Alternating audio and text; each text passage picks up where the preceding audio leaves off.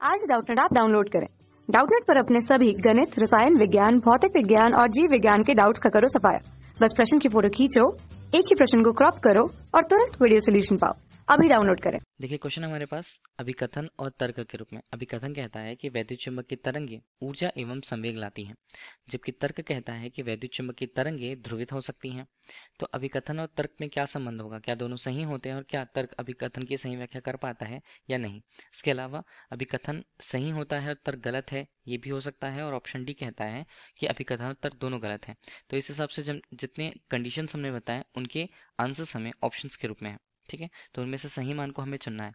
बात की जा रही है वैद्युत चुंबकीय तरंग। वैद्युत चुंबकीय तरंगें होती क्या है ये तो हमें पता है। एक ऐसी तरंगें जिन्हें माध्यम की आवश्यकता नहीं होती है, लेकिन उन तरंगों के संचरण की जो दिशा होती है, अगर हम इसे दिखाना चाहें, हमने दर्शा दिया कि एक्स अक्ष, वाई अक्ष और जेड अक्ष। मान लीजिए जेड अक्ष की दिशा में तरंग वैद्युत चुंबकीय तरंगें जो हैं संचरित हो रही हैं, तो इन्हें हम कुछ इस तरह से बता देते हैं। ठीक है, इनके डायरेक्शन को तो हमने बता दिया, लेकिन वैद्युत चुंबकीय तरंगें हैं मतलब उन तरंगों में वैद्युत क्षेत्र तथा चुंबकीय क्षेत्र जो होते हैं वो एक दूसरे के परस्पर लंबवत और तरंग संचरण की दिशा के भी लंबवत होते हैं। इस तरह वैद्युत चुंबकीय तरंगों को एक तरह से हम अनुप्रस्थ तरंगें भी कहते हैं कि अगर एक्स अक्ष के अनुदिश हम वैद्युत क्षेत्र को बताना चाहते हैं तो ई के रूप में हम कह दें इसे। ठीक है, इस क्षेत्र पर। और वाई की दिशा पर अगर चुंबकीय क्षेत्र को बताना चाहते हैं तो बी सदिश के रूप में हम दिखा दें। तो इसे हम कैसे लें? पहले हम वैद्युत क्षेत्र लेते हैं, तो वैद्युत क्षेत्र कुछ इस तरह से होता है कि हमने कुछ इस तरह से दर्शाया। ठीक है, तो ये वैद्युत क्षेत्र को प्रदर्शित कर रहा है। ठीक है, बाहर की दिशा पर जो कंपन हो रहे हैं वहां पर इनको ये कुछ इस तरह से प्रदर्शित करता है। ठीक, अब देखिए अगर हम चुंबकीय तरंगों की बात करें, ठीक है, तो चुंबकीय तरंगें किस प्रकार से होती हैं?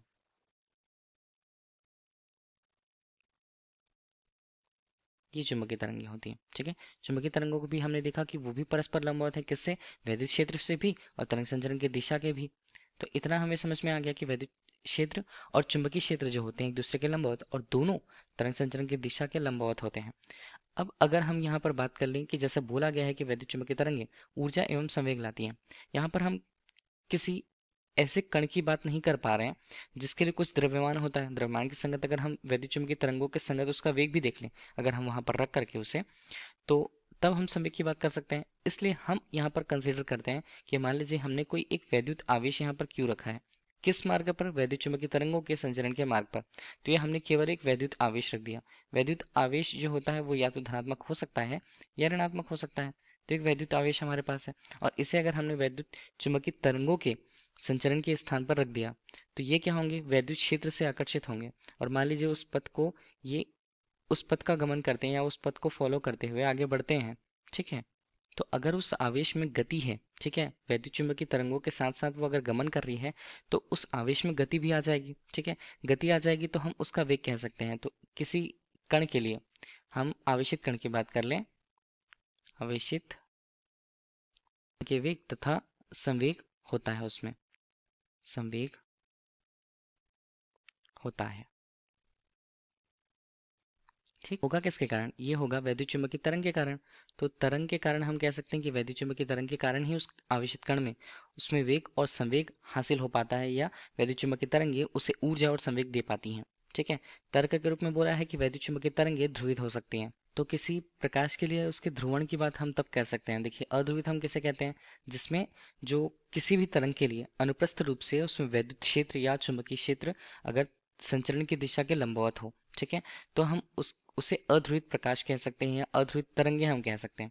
अध्रुवित तरंगे किसी माध्यम से अगर गुजरती हैं तो उन्हें ध्रुवित किया जा सकता है। ठीक है, तो अगर कोई तरंगे अध्रुवित होंगी तभी हम उसे ध्रुवित कर सकते हैं। और अध्रुवित होने के लिए या उसका ध्रुवण करने के लिए हम कहें तो उस तरंग को किस प्रकार का होना आवश्यक होता है? ये उस तरंग की प्रकृति किस प्रकार की होनी आवश्यक होती है? अनुप्रस्थ प्रकृति। देखिए अनुप्रस्थ प्रकृति हम तभी कह पाते हैं या अनुप्रस्थ तरंग हम तभी कह पाते हैं जब तरंग संचरण की दिशा जो कंपन की दिशा होती है वो तरंग संचरण की दिशा के लंबवत होती है, तभी हम अनुप्रस्थ तरंग कह पाते हैं। ठीक है, तो अगर कोई तरंगे वैद्युत चुंबकीय तरंगे जैसे हैं, अगर वे अनुप्रस्थ तरंगे हैं तभी ध्रुवित हो सकती हैं।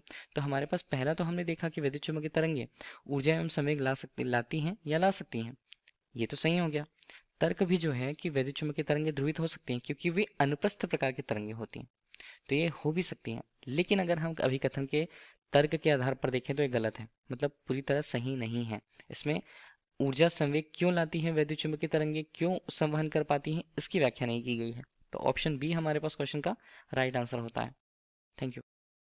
कक्षा 6 से 12वीं से लेकर नीट, IIT, JEE वो एडवांस के लेवल तक 1 करोड़ से ज्यादा छात्रों का भरोसा। आज ही डाउनलोड करें डाउटनेट ऐप या व्हाट्सएप करें अपने सारे डाउट्स 8400 400 400 पर।